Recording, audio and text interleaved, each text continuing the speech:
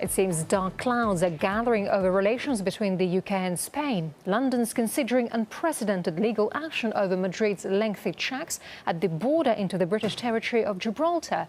Downing Street claims they're politically motivated. Royal Navy warships are also expected to drop by the strait, although it's claimed on scheduled exercises. Artista Sarsile explains. It all started with Spain saying that it really wants to protect its interests, mainly fishing interests, as this whole story was sparked by Gibraltar's building of an artificial reef, which Spain claims is destroying fishing in the area, and therefore it had imposed border checks on those going to and from Gibraltar, a British-held territory, and therefore causing a lot of delays. And right now, the rhetoric is escalating between Britain and Spain over the matter. Britain is threatening EU legal action over Spain, saying in what it says it's a politically motivated move. And London Mayor Boris Johnson had actually said that it is, quote unquote, tantamount to a blockade. He even used particularly harsh words, saying, quote, "I hope one way or another we will shortly pry Spanish hands off the throat of our colony," end quote. And he also likened the actions of the Spanish government to the Franco epoch, the time of military dictatorship. Now, Spain, for its part, as reported by the Spanish press, is considering escalating this to the level of the United Nations, even floating around the idea of Spain and Argentina presenting a united front over Gibraltar and the Falkland Islands. So clearly, as Britain, Boris Johnson in particular, is criticizing Spain by raising the Franco era, you have Spain here highlighting what critics would undoubtedly see as Britain's colonial behavior or habits. And now all of this is happening as thousands of Royal Navy personnel have already set sail for the Mediterranean in what the Ministry of Defense has insisted is a long-scheduled training exercise. Well, long-scheduled or not, it seems the timing is not lost on London Mayor Boris Johnson, as he said, quote, "The deployment should send a clear signal to the Spanish." So it seems that the spat is continuing to go on. And let's now discuss this story with RT contributor Afshin Rattansi, who joins now live from London. Mr. Rattansi, welcome to RT. It's great to see you, as always. Sounds like the UK has chosen the language of threats against Spain. Why? Yes, warships are on their way. I'm on a studio here on a boat. I hope the naval war between Spain and Britain doesn't start in the next couple of minutes.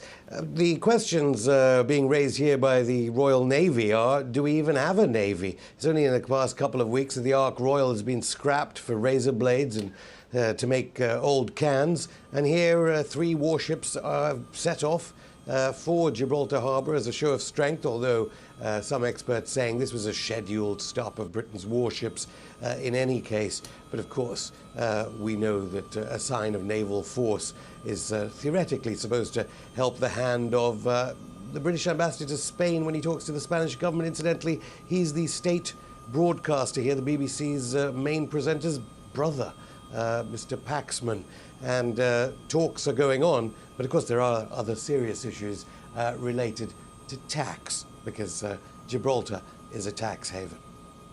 But we understand that Gibraltar is a British territory, and London is, of course, expected to protect the rights of the people living there, isn't it?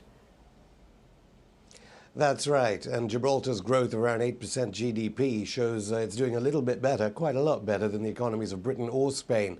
That's because it's 15% of its GDP comes from online gambling. It's not even part of the European Union Customs Union, and thousands of companies register there, fake registrations in effect, to avoid taxes. It's like some people have commented it's like some sort of gangster island which Britain wants to protect for itself. Of course, other people are saying that both Mariano Rajoy and his government ministers, they want to they want to create a distraction from the disastrous economy that now exists in Spain as he continues policies a bit like Britain's of extreme austerity, 60% youth unemployment, of course, in Spain, and the IMF even saying that's going to last some time. So this is a kind of diversion. But I think one critical thing here, certainly from the military perspective, is that Britain is pursuing a $50 billion Trident nuclear submarine program upgrade, probably in violation of the Nuclear Proliferation Treaty. And it was only recently that HMS Tireless beached up in Gibraltar, much to the chagrin of green activists. And this was the same nuclear submarine that ran into a port here in Scotland. I don't think the Spanish are very happy about nuclear submarines going up and down the straits.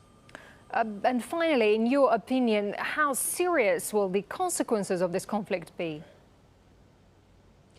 Well, the absurdity, I suppose, is that David Cameron wants to take it to the European Court of Justice, a legal war, as a British newspaper has put it in the past couple of hours, rather than a naval war.